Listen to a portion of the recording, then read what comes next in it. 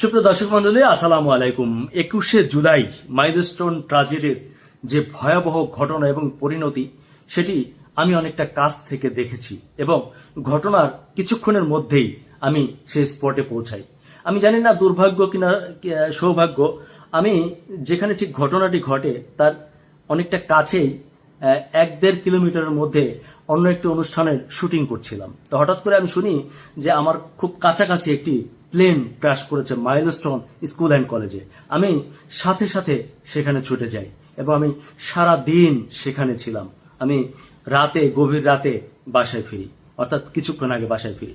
দর্শক মণ্ডলী, আমি সেখানে দেখেছি অনেক কিছু যেটি আপনারা দেখেননি। আমি আরো অনেক কিছু প্রত্যক্ষ করেছি। আমার কাছে মনে হয়েছে যে সকল বিষয়গুলো সকল মিডিয়ায় কিংবা সকল নিউজে আসেনি এবং আপনারা অনেকেই বিভ্রান্তির মধ্যে রয়েছেন। যেমন ধরুন, অনেকে বলছে যে এখানে আসলে 19 জন, 20 জন কিংবা 22 জন মানুষ মারা গেছে। আমি প্রথম ধাক্কায় অন্তত 12টি কিংবা তার চেয়ে বেশি লাশ পড়ে থাকতে দেখেছি এবং কিছু মানুষকে দেখেছি সে লাশগুলোকে নিয়ে যেতে এবং গুনতে। পরবর্তীতে আমরা খবর পেয়েছি আরো বেশ কয়েকটি ক্লাসরুমের মধ্যে অনেকগুলো লাশ ছিল। কিছুটা আমরা অনেক দূর থেকেই প্রত্যক্ষ করছিলাম। কোন স্টুডেন্টরা আমাদেরকে জানিয়েছে যে আমি এমন ক্লাস দেখেছি 2-3টি ক্লাসরুম, যে ক্লাসরুমের মধ্যে একজনও বেঁচে নেই, তারা সবাই নিহত হয়েছেন। কথা হচ্ছে এক একটা ক্লাসরুমে 40-50 জন স্টুডেন্ট থাকার কথা। যদি তাই হয় তাহলে লাশের সংখ্যা এত কম কিভাবে হয়? এটি নিয়ে একটি কনফিউশন দেখা দিয়েছে। তবে আমরা আশাবাদী, আমরা এখনো আশা রাখছি যে যেহেতু এখানে বাংলাদেশ সেনাবাহিনী আছে, বিমান বাহিনী আছে এবং ওনাদেরও ব্যাপক ক্ষয়ক্ষতি হয়েছে, এখানে লাশের সংখ্যা কমিয়ে দেখে হয়তো কারোরই স্বার্থ নেই। তবুও প্রত্যাশা করব যে লাশের যে সঠিক সংখ্যা সেটি নির্ধারণ করে আপনারা জাতির সামনে তুলে ধরবেন। মনে রাখবেন, তা না হলে এই জাতি কিন্তু আপনাদেরকে কাউকেই কোনোদিনও ক্ষমা করবে না। আমরা মাইলস্টোন কলেজে যতগুলো শিক্ষার্থী নিহত হয়েছে, দগ্ধ হয়েছে, স্পটে মারা গিয়েছে, হাসপাতালে মারা গিয়েছে, আমরা প্রত্যেকের পুঙ্খানুপুঙ্খভাবে রেকর্ড চাই। সে কোন ক্লাসে পড়েছিল, তার বাবা মাকে, সে কিভাবে নিহত হলো। এবং আরেকটা জিনিস আমি চাই, আমি জানি যে মাইলস্টোন স্কুল অ্যান্ড কলেজে ডিজিটাল উপস্থিতি কাউন্টিং মেশিন আছে।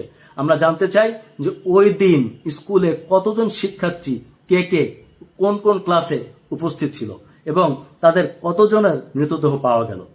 এই কথাটি আমি কাউকে টার্গেট করে বলছি না, তবে অনেকে সন্দেহ করছেন যে এই বিষয়টি নিয়ে একটি রাজনীতি হতে পারে। দর্শক মন্ডলী, আপনাদেরকে জানাতে চাই, বাহিনীতে যারা আছেন সবাইকে বলতে চাই, এই দেশে লাশ নিয়ে বহু রাজনীতি হয়েছে। আমরা অন্তত আমাদের সন্তানদেরকে নিয়ে আর কোনো রাজনীতি এই দেশে দেখতে চাই না। আমরা চাই যেন এটির একটি সুষ্ঠু তদন্ত রিপোর্ট আমাদের কাছে আসে এবং সত্যিকার অর্থে যারা নিহত হয়েছেন তাদের একটি তালিকা আমাদের কাছে স্পষ্ট হয়। আমরা যেন কোথাও থেকে অভিযোগ শুনি না যে এমনটি হয়নি, এমনটি হয়েছে কিংবা কম বেশি করা হয়েছে। আমি সকল শ্রেণীর, সকল পেশার এবং যারা যে দায়িত্বে যেখানে আছেন, বিভিন্ন মেডিকেলগুলো, মাইলস্টোন স্কুল অ্যান্ড কলেজ, আমাদের সেনাবাহিনী, বিমান বাহিনী যারা আছেন, আশা করি আপনারা সবাই মিলে এই কাজটি করবেন। তা না হলে আপনাদেরকে সবাই কিন্তু দোষের চোখে দেখবে, হয়তো একটা ব্লেম দিবে যেটা করেছে। নিশ্চয়ই আপনারা সেই ব্লেম নেবেন না এবং আপনারা সেটা প্রকাশ্যে আনবেন। আরেকটি ভুল ধারণা আছে, আমাদের অনেক ভাই দেখলাম প্রশংসা করে আমাদের যিনি পাইলট ছিলেন তার সম্পর্কে বলেছেন যে উনি চাইলে একটি ইজেক্ট বাটনে চেপে নিজেকে রক্ষা করতে পারতেন, কিন্তু তিনি বাচ্চাদের কথা চিন্তা করে সেটি করেননি, বরং বাচ্চাদের সাথে নিজেও প্রাণ দিয়েছেন। হ্যাঁ, ঘটনাটা ঠিক, কিন্তু আপনাদেরকে জানিয়ে রাখি আমিও স্পটে ছিলাম। আপনাদেরকে জানিয়ে রাখি সঠিক তথ্য হচ্ছে যে পাইলট প্লেন ক্র্যাশের আগেই ইজেক্ট বাটনে চাপ দিয়েছিলেন এবং তিনি প্যারাসুট নিয়ে উপরে উঠে গিয়েছিলেন। আমরা স্পটে সেই প্যারাসুটের বেলুনটিও পরে থাকতে দেখেছি, যার ফলে প্লেন যে ভবনে ক্র্যাশ করেছে প্যারাসুট এবং পাইলট অপর ভবনে ধাম করে পড়ে গিয়ে একটা রুমের মধ্যে ঢুকে অর্ধমৃত অবস্থায় ছিল এবং সেখান থেকে সেনাবাহিনী ওই পাইলটকে উদ্ধার করে এবং সিএমএইচে নেওয়ার পর তিনি মৃত্যুবরণ করেন।